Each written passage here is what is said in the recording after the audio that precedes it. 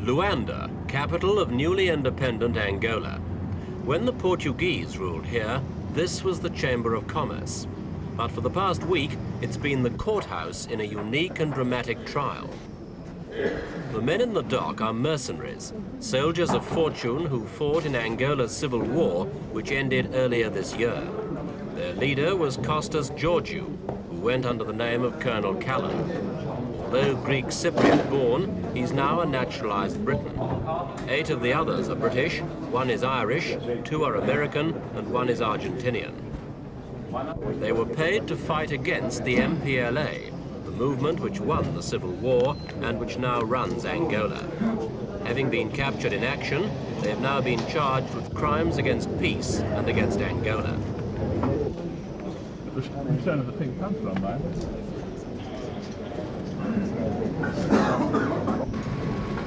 As the mercenaries faced their charges, there was one man who was not in court, even though his name cropped up time and again. He was another Englishman, John Banks, a former private in Britain's parachute regiment. He acted as recruiting sergeant for Holden Roberto's FNLA, one of the groups battling the MPLA. It was Banks who sent the mercenaries to Angola in the first place.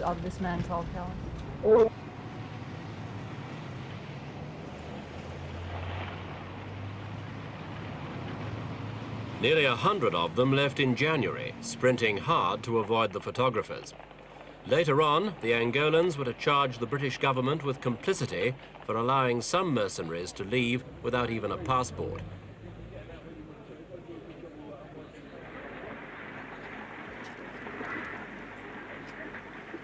When the mercenaries got to Angola, this was what they were up against. The MPLA was armed by the Soviet Union with a variety of tanks, artillery, and even rocket launchers. The FNLA got help from various sources, including the United States, but none of it was on anything like the same scale, and on most occasions, the mercenaries found themselves completely outgunned.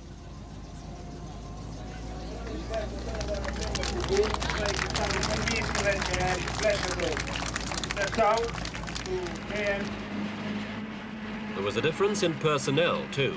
As many as a third of the mercenaries lacked any kind of military experience. The MPLA, by contrast, was supported by a contingent of some 12,000 highly trained Cuban troops. They were at first described officially as advisors, but it wasn't long before reports from the battle zones made it clear they were actively engaged in the fighting. Against such well-equipped and disciplined forces, the relative handful of mercenaries stood little chance.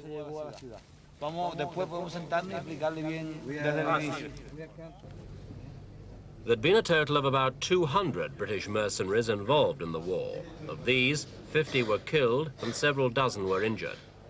Judged from the outside, it looked very much like a suicide mission.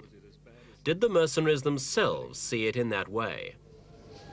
In some cases it was stupid. But like some jobs need to be doing. Somebody has to do them. But some of the wrong men were sent out? Yeah, wrong commander for a start. Who were you under? Callan, Commander Callan. He was the commander of the North. He was a nutter. Was it really worth all the trouble and all the killing? I'd go back again, yeah. Why? To fight communism. Everyone says it very pat to fight communism, but you know, is it just as simple as that? Yeah, I think so. Yeah.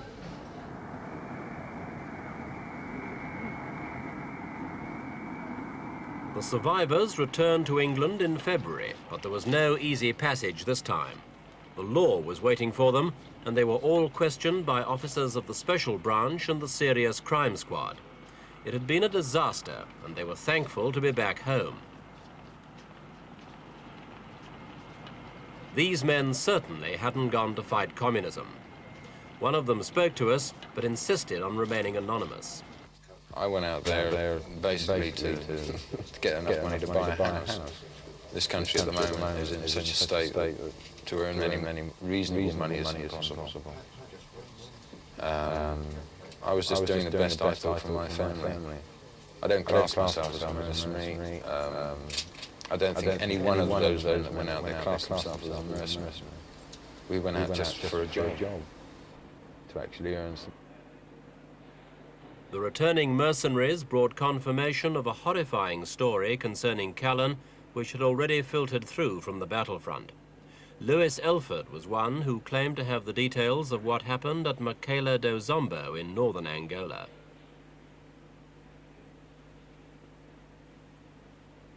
14 British mercenaries, it's alleged, met their death at Machela. One of them was killed by Callan himself. The others were shot on his orders by a group led by Callan's second-in-command, a man called Copeland. Their crime had been twofold. Firstly, they'd said they no longer wanted to fight and had asked to return to England. Secondly, they'd mistaken Copeland's Land Rover for an approaching Cuban tank, and they'd attacked it, injuring several of Copeland's men. According to Lewis Elford, Callan was already panic-stricken when he heard of the incident. He'd been decoyed by false intelligence into taking his fighting men to another part of the country, and he'd returned to find the Cubans had broken through elsewhere in his absence. Told Copeland, take them away, you know what to do with them. Yes. They brought the whole party back into Benguela.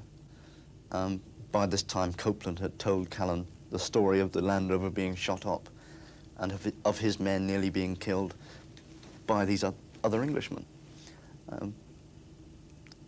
Callan didn't really say much at the time. He went into a rage. Then he brought everybody back to Benguela. Once he was in Benguela, he lined this party up and said, "Who shot the tank?" And this poor young guy stepped forward and said, "I did, sir." And at this, Callan just walked up to him and shot him in the leg with a pistol. Then he walked back up and down the line, ranting and raving. He walked back to the boy again and shot him again in the arm. After he'd done this, he ranted and raved a bit more, then shot him in the head. Copeland stood around while all this was happening? Copeland was stood around at the back of the men with his group. And you were standing there as well? Yes, I was standing there as well. Was there any move on the part of any of your lot to do anything to try and tame Colonel Callan? Really, at this stage, having a bit of experience in such matters, it was thought of, yeah, but there wasn't much anybody could do. If anybody had made a move towards Callan, then the men behind with Copeland would have got them. There's no ifs or buts about it. You see, there is a suggestion of complicity in this crime, that there were a number of other people around, and Callan seemed to be able to have his will. But you're not sort of talking about men who just had a good night's sleep, a nice sort of hearty meal, were quite refreshed. You're talking of very tired men. You know, they hadn't had maybe a couple of hours sleep within 3 or 4 days. 1 or 2 meals in 3 or 4 days. You're talking of very dispirited men. The ones that wanted to go home, realizing that they'd made a big mistake, to sort of try to get out there to make easy money to pay the mortgage or the rent or all the other debts. And you're not talking about a group of professional mercenaries. So, numbed by tiredness and dispirited, they watched this soldier being shot, and they were asked to dispose of his body. Yes. Well, he ordered 2 of the people that he'd rejected, Callan? Yeah, to carry the body off and dump it in a garden, which they did. And what happened to the rest of the men from that party, from that reject party? He then ordered them all to strip their clothes off and take their uniforms off. He was quite fanatical about this and sort of started to scream, "You're not fit to wear uniforms, take them off," and ripped their clothing off. And they ended up stood there in their underpants and their vest and their socks. So with Callan standing where he had shot the young soldier, Copeland then took the rejects away, stripped of their uniforms. And put them into the back of a truck. And they were driven away? And they were driven away with Copeland's escort and taken out of Benguela. And the next really that anybody heard was a sort of long burst of firing. From the outset, the Angolan government used the trial to show the people of Angola and the world that the aura of invincibility that had surrounded white mercenaries had finally been destroyed. Wall posters proclaimed how the Angolan people and their army had smashed the mercenary myth. To press the point home, some posters showed a mercenary helmet with American dollars pouring from it. The theme was repeated in a booklet handed to all journalists in Luanda, which contained biographies of the mercenaries. In the official indictment later, Callan was described as a racist with a fascist mentality and a man with extreme contempt for life.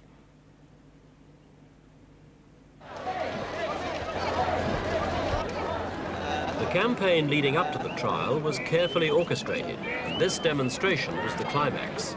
Tens of thousands of Angolans responded to repeated radio announcements to assemble near the city's seafront.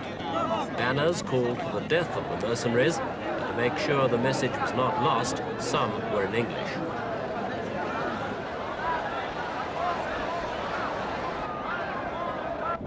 Another government initiative included an international commission to investigate the whole question of the recruitment and operation of mercenaries. Guests from 29 countries and 3 liberation movements were also shown a display of captured mercenary equipment in the hall adjoining their conference room. Apart from the weapons, the exhibits included American dollars. Also shown were mercenaries' passports and pictures of Angolan and mercenary dead. Commission delegates included representatives from Great Britain, the United States, Canada, and the Soviet Union. All delegates also attended the trial as observers. Nothing in Angolan or international law specifically covers mercenary crimes, but the decree establishing the tribunal, as the trial is referred to in Angola, gave it the right to try crimes against humanity, and the Angolans made it clear just what the targets of the trial were. This was the official explanation of the Commission's brief, read by an Angolan interpreter. The task of this Commission is to analyze and give its opinion on the phenomenon of mercenarism, seen in a global and international perspective as a practice deeply against the interests of peace, freedom and independence of the people. The political significance of mercenarism as a result of the aggressive intentions of imperialism, its causes and effects, the forms of recruiting and the actions of the mercenaries, the sinister nets of the agencies of international reaction which foster this phenomenon. This is a sum of important aspects on which the analysis and conclusions of this committee shall no doubt make light. None of this did anything to reassure either Britain or America that the trial would be fair. British lawyers were flown out to assist in the defense, but after some confusion, they ended up actually replacing Angolan lawyers for 3 of the mercenaries. The Americans had their own lawyer. The rest, including Callan, were represented by Angolans.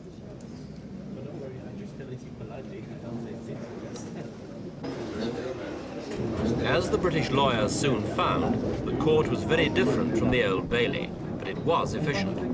Interpreters provided instant translations in 5 languages. Presiding over the case was Attorney General Ernesto da Silva, assisted by 4 other judges, 2 of them lawyers.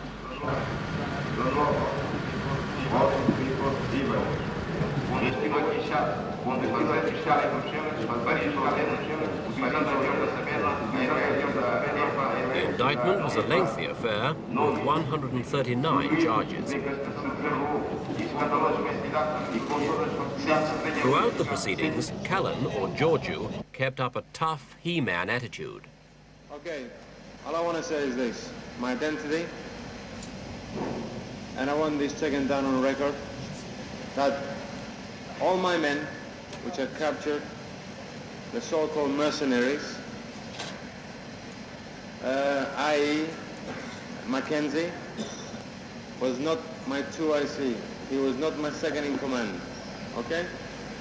And all the rest of my soldiers, which you have captured, were all under my direct command. So any responsibility and any charges against them, okay? They were following my orders. They were just soldiers. That's all I want to say, and I don't want to answer no more questions, okay? No disrespect. How old are you? 20. Where Callan was defiant, most of the rest of the group were cooperative. My mother's name is Rory Nemec. My father's name is William Nemec. John Nemec, at 20, was the youngest of the group. Like several of the others, his defence rested mainly on his background. In his case, a deprived childhood in West London. But the mercenaries had few friends in court, and they knew it. One man who would have spoken for them had he been there was Peter McAleese, commander of all the FNLA mercenaries and the man who had Copeland shot. We interviewed him in Zaire.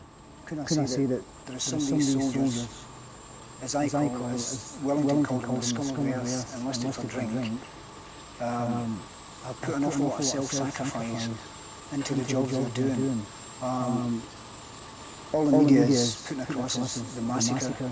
There has been no mention of the hearts and minds operation that these men have been doing. There has been no mention that certain soldiers have been setting up bakeries and producing 800 and 900 loaves a day for the people. There has been no mention in the press of where soldiers have been taking food from the civilians, that we were feeding the civilians. We're actually stopping soldiers taking food from them and making sure everything was done in a proper manner. Again, this hasn't been mentioned. You're not just trying to whitewash the men under your command. I mean, you're just trying to protect them because of the bad publicity they've been No, I don't want to protect them in any way whatsoever. What I want is the public to hear the other side of the operation, see the good side and see the bad side, and to let them judge for themselves, which is right.